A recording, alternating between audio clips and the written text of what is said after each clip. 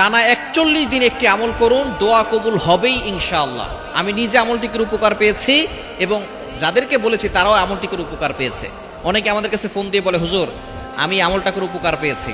সুতরাং আপনি আমলটা করতে পারেন। শায়েখ আহমদ সরহিন্দি রহমতুল্লাহ আলাইহি তিনি অনেক জেল খেটেছেন, অনেক নির্যাতন সহ্য করেছেন, তিনি আমলটি করে উপকার পেয়েছেন।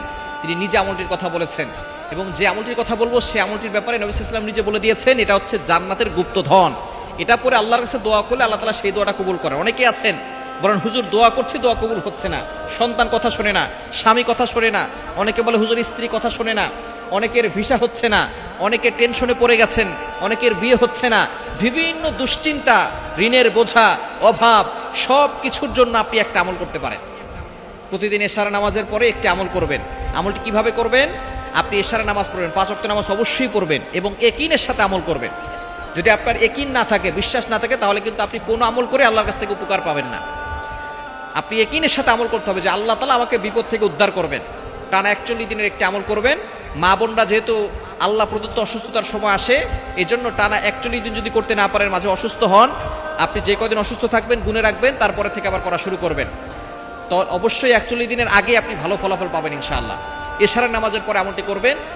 প্রথমে 100 বার একটি দুরূদ শরীফ পড়তে হবে, আল্লাহুম্মা সাল্লি আলা সাইয়্যিদিনা মুহাম্মাদ। এই ছোট্ট দুরূদটি 100 বার পড়বেন। এরপরে পড়বেন লা হাওলা ওয়ালা কুওয়াতা ইল্লা বিল্লাহ, এতটুকু 499 বার। এই লা হাওলা ওয়ালা কুওয়াতা ইল্লা বিল্লাহ এটা পারেন এমন কোনো মানুষ এখন মুসলমান নাই। মুসলমান যারা লা হাওলা ওয়ালা কুওয়াতা ইল্লা বিল্লাহ সকলেই জানে। আর লা হাওলা ওয়ালা কুওয়াতা ইল্লা বিল্লাহর ফজিলত অনেক বেশি। আবু দাউদ শরীফের হাদিস, তিরমিজি শরীফের হাদিস, মুসলিম, বুখারী, যত ধরনের কিতাব আছে, সিয়াসিত্তার সমস্ত হাদিসের কিতাবের ভিতরে হাদিসটি এসেছে যে এটা হচ্ছে জান্নাতের ভান্ডার। এটা পড়ে দোয়া করলে আল্লাহ তাআলা সেই দোয়া কবুল করেন। এজন্য এই লা হাওলা ওয়ালা কুওয়াতা ইল্লা বিল্লাহ এটাকে আল্লাহ রাসূল সাল্লাল্লাহু আলাইহি ওয়াসাল্লাম জান্নাতের গুপ্তধন বলেছেন, জান্নাতের ভান্ডার বলেছেন। এজন্য আপনি যত বেশি পারেন এটা পড়বেন। বিশেষ করে এশার নামাজের পরে লা হাওলা ওয়ালা কুওয়াতা ইল্লা বিল্লাহ এতটুকু 499 বার পড়বেন। আর শেষবারে লা হাওলা ওয়ালা কুওয়াতা ইল্লা বিল্লাহিল আলিয়্যিল আযীম পুরোটা একবার পড়বেন।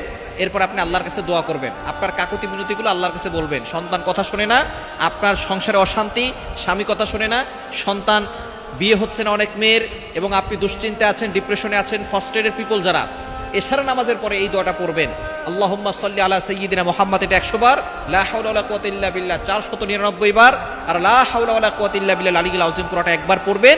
এরপর আপনি আল্লাহর কাছে দোয়া করবেন, দেখবেন আল্লাহ তাআলা আপনার সকল নেক আশাগুলো পূরণ করে নেবেন।